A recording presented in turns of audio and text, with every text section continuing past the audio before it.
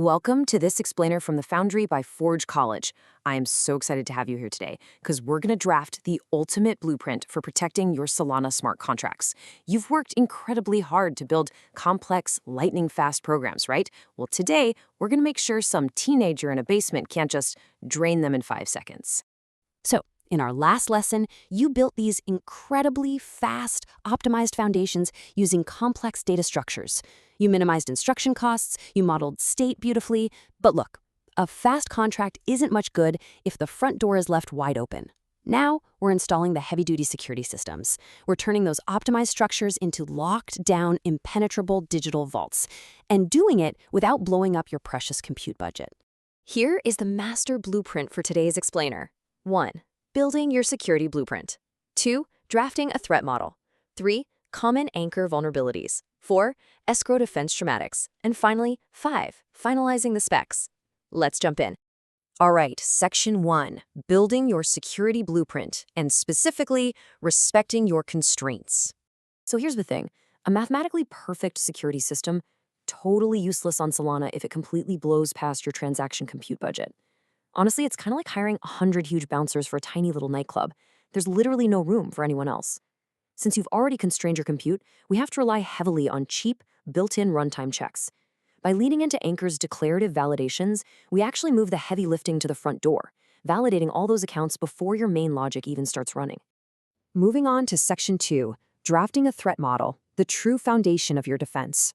Now, a threat model can sound like this abstract, terrifying, theoretical concept. But really, it's just a highly practical, actionable checklist.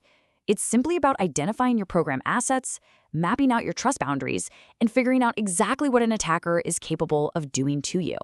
To do that, you evaluate 3 pillars.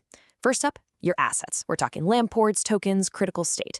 Second, trust boundaries. Ask yourself, who are the expected signers? Is this account writable or read-only?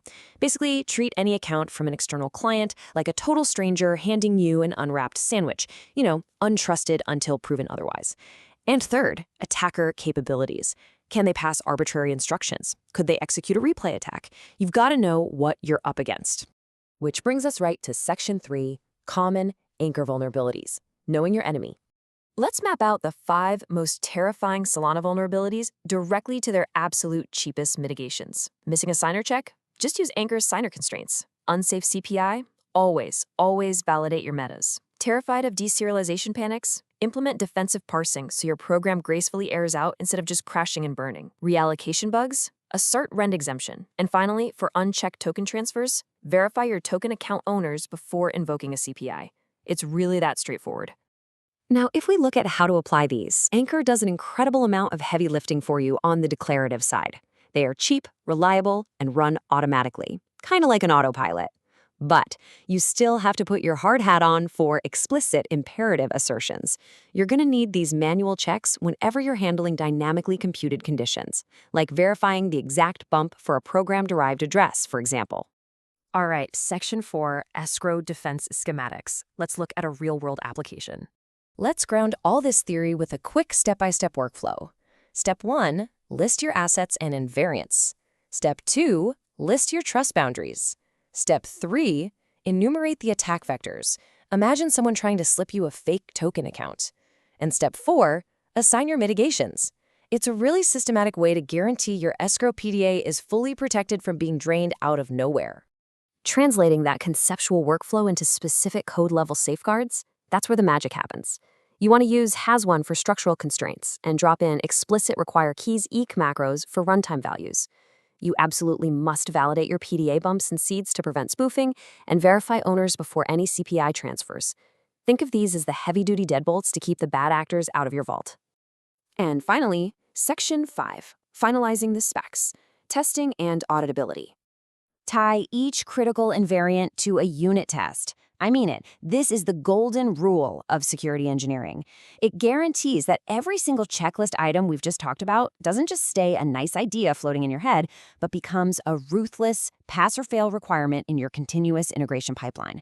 By designing 3 specific tests for every critical instruction, you can literally mathematically prove your program's safety. First, you run a happy path test for valid conditions. Second, an invalid authority test. This is where you get to play the role of the malicious attacker. And third, a malformed data test, where you throw absolute garbage data at your program to ensure it throws clean errors instead of panicking. Ultimately, you want your code to be an absolute tank, not a glass cannon. So, let me ask you, have you drafted a watertight threat model for your capstone project yet? Before you ship that code, seriously ask yourself if your smart contract can truly withstand these attacks in the wild.